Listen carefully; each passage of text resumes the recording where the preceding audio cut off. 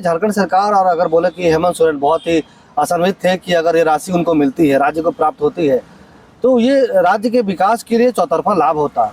लेकिन अब जिस तरह से केंद्रीय वित्त राज्य मंत्री पंकज चौधरी का जो बयान आया है, उन्होंने कहा है स्पष्ट तौर पे कि झारखंड का कोई बकाया राशि है ही नहीं, कि अगर केंद्र सरकार उनके पैसे को, बकाया राशि को राज्य सरकार को नहीं वापस करती है, नहीं देती है, तो वो यहाँ का कोयला रोक देंगे। अब समझिए आप कि अगर झारखंड से कोयला का उठाव बंद होता है, खनन बंद होता है, तो भारत की इस आर्थिक व्यवस्था जो है किस तरह से डगमगाएगी।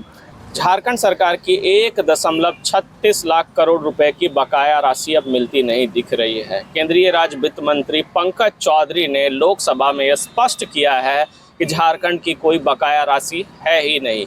दरअसल पूर्णिया के सांसद पप्पू यादव ने एक सवाल किया था और सवाल में ये पूछा था कि झारखंड की जो बकाया राशि है, केंद्र सरकार उसे देने से क्यों इनकार कर रही है, झारखंड के साथ ऐसा भेदभाव आखिर किया क्यों जा रहा है। इसका जवाब कुछ इस तरह से मिला कि अब राजनीतिक सरगर्मियां जो हैं झारखंड में तेज हो गई। हमारे साथ विकास मौजूद हैं, वरिष्ठ पत्रकार हैं। विकास से हम समझते हैं कि विकास, जिस तरह से बातें हो रही थी, अक्सर हेमंत सोरेन और राज्य के सभी मंत्री चुनावों के दौरान भी काफ़ी चर्चा हुई थी कि केंद्र जो है बकाया राशि हमें नहीं दे रही और जल्द से जल्द उसका भुगतान करे ताकि राज्य के विकास में उस राशि को खर्च किया जा सके। अब केंद्र ने सिरे से उसको खारिज कर दिया। ऐसे में अब झारखंड की राजनीति में क्या होता देख रहे हैं? देखिए, सबसे बड़ी बात है कि ये एक मांग थी राज्य सरकार की, जिसपे झारखंड सरकार और अगर बोले कि हेमंत सोरेन बहुत ही आशान्वित थे कि अगर ये राशि उनको मिलती है, राज्य को प्राप्त होती है, तो ये राज्य के विकास के लिए चौतरफा लाभ होता। लेकिन अब जिस तरह से केंद्रीय वित्त राज्य मंत्री पंकज चौधरी का जो बयान आया है, उन्होंने कहा है स्पष्ट तौर पे कि झारखंड का कोई बकाया राशि है ही नहीं। ऐसे में अब झारखंड सरकार के पास एक बहुत विकट स्थिति आ गई है। लेकिन रास्ता यह खुला है कि अब कानूनी रास्ता जो अख्तियार करेंगे हेमंत सोरेन, क्योंकि पहले भी वो कह रहे थे कि अगर केंद्र सरकार उन्हें राशि नहीं देती है तो एक कानूनी रास्ता अपनाएंगे। लेकिन सबसे बड़ी बात यह है कि केंद्र सरकार का सिरे से इनकार करना कि कोई बकाया राशि है ही नहीं। आप देखे होंगे कि भाई बिहार के जो सांसद है पप्पू यादव पूर्णिया से हैं, वो आखिर इस मामले को क्यों उठाते हैं? क्योंकि पप्पू यादव झारखंड विधानसभा चुनाव के दौरान लगातार झारखंड के कई विधानसभा क्षेत्रों में प्रचार करने गए, जहाँ पर उन्होंने हेमंत सोरेन के साथ, कल्पना सोरेन के साथ मंच साझा किया और उन्होंने इस बात को जाना था कि 1.36 लाख करोड़ रुपए जो है झारखंड का बकाया है। और उन्होंने एक सांसद के नाते झारखंड के मांग को संसद भवन में रखा। लेकिन जब उनके सवाल पर जवाब आया तो ये चौंकाने वाला है। अब ये राजनीतिक मुद्दा बनते दिखता जा रहा है। अब देखिए कि किस तरीके से जब ये बातें सामने आई, तो कल झामुमो के जो महासचिव है सुब्रत भट्टाचार्य जी, उन्होंने एकदम स्पष्ट शब्दों में कहा है कि अगर केंद्र सरकार उनके पैसे को, बकाया राशि को राज्य सरकार को नहीं वापस करती है, नहीं देती है, तो वो यहाँ का कोयला रोक देंगे। अब समझिए आप कि अगर झारखंड से कोयला का उठाव बंद होता है, खनन बंद होता है, तो भारत की इस आर्थिक व्यवस्था जो है किस तरह से डगमगाएगी।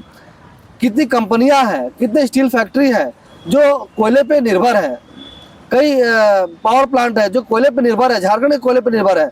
तो बहुत ही विकट स्थिति आने वाली है अगर इस मसले को सुलझाया नहीं जा सकता है, नहीं गया अगर समय रहते, तो फिर बहुत दिक्कत होगी। अगर 15 दिन का अल्टीमेटम मुख्यमंत्री ने दिया है, अगर 15 दिन के अंदर केंद्र सरकार कोई स्पष्ट इस पे अपनी बात नहीं रखती है, नहीं बताती है, अगर ये कह दिया जाता है कि पैसा नहीं है कि राज्य सरकार का, तब 15 दिन के बाद राज्य सरकार क्या करती है, ये देखने वाली बात होगी। और अगर 15 दिन के बाद राज्य सरकार, हेमंत सोरेन की सरकार ने अगर कोयला रोक दिया, तब बहुत विकट स्थिति होगी। हेमंत सोरेन ने भी आज अपने एक्स पर एक पोस्ट साझा किया। उस पोस्ट में उन्होंने लिखा है कि जो झारखंड में बीजेपी के सांसद हैं और बीजेपी के जो नेता हैं, बड़े लीडर्स हैं, उनसे अपील की है कि आप भी ये जो राशि है इसको मांगने में, इसको दिलाने में हमारी सहायता करें।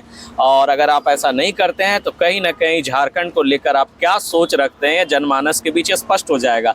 तो कहीं ना कहीं हेमंत सोरेन ने अब जो पूरा मामला हुआ उसके बाद ये एक पोस्ट करके फिर से राजनीति को गरमा दिया है। और कहीं ना कहीं इसका प्रभाव क्या देखते हैं फिर आप? बिल्कुल, देखिए हेमंत सोरेन ने बहुत ही तरीके से, जिस तरीके से उन्होंने अपील की, तो वो भी भाजपा के सांसदों से, क्योंकि वो जानते हैं कि आप अपने राज्य के प्रति क्या सोच रखते हैं, किस तरह के विकास कार्य देखने चाहते हैं। तो भाई जो हमारा मांग है, आपका भी ये कर्तव्य बनता है कि आप झारखंड राज्य के सांसद के नाते आप संसद भवन में इस मांग को रखें कि सरकार से राशि वापस मांगने की बात करें। अगर वो ऐसा नहीं करते हैं तो हेमंत सोरेन ये बताने में सफल होंगे कि भाजपा झारखंड के विकास के बारे में कुछ नहीं सोचती है, बल्कि छलावा करती है, क्योंकि उनके सांसद जो झारखंड में है, जो झारखंड के विकास की बात करते हैं, वे उनकी पैसे को वापस मांगने में सहयोग नहीं कर रहे हैं। तो कहीं ना कहीं ये पूरा तरीके से अब ये राजनीतिक मुद्दा बनता दिख रहा है और बनेगा भी, क्योंकि अब मामला पेचीदा हो गया है। क्योंकि केंद्र सरकार का साफ इनकार करना और हेमंत सोरेन का उस पर अब आगे बढ़ने की बात करना और अल्टीमेटम देना, चेतावनी देना कि अब 15 दिन के अंदर अगर कोई कार्रवाई नहीं होती है या केंद्र सरकार स्पष्ट नहीं करती है तो कोयला रोक देंगे। तो आप समझिए पूरे राजनीतिक मुद्दा बनेगा। और सांसदों से, भाजपा के सांसदों से अपील करना, आप समझिए वो घेरने का प्रयास है ये, कि उनके सांसदों को घेर रहे हैं कि अगर वो अपनी बात, अपने राज्य की बात नहीं करेंगे तो आप फिर जनता को क्या जवाब देंगे। ये हेमंत सोरेन करने जा रहे हैं। चलिए, तो ये आपने जिस तरह से चीज़ों को देखा और बातें कुल मिलाकर ये निकल कर आई कि जिस तरह से झारखंड की मांग थी केंद्र सरकार से अपनी राशि देने को, पहले झारखंड सरकार मांग करती है, केंद्र सरकार उस मांग को ठुकराती है। उसके बाद फिर हेमंत सोरेन 15 दिन का अल्टीमेटम देते हैं, सरकार अल्टीमेटम देती है।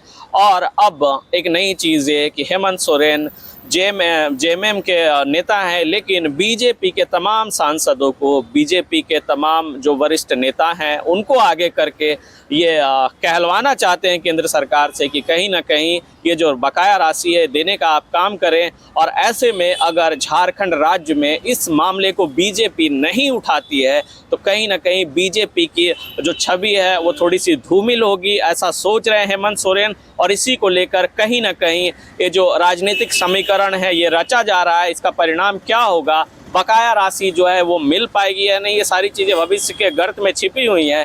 लेकिन इस पूरे मामले पे आपको अभी सियासी घमासान अब देखने को मिलेगा। खबरों के लिए इसी तरह हमारे साथ जुड़े रहें, देखते रहें न्यूज़ 10।